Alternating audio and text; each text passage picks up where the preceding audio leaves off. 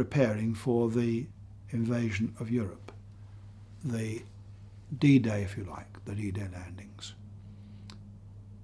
Hundreds of thousands, literally in the end millions, a million men or more, pouring into France. Now, all that information had got to be put in the hands of the commanders-in-chief.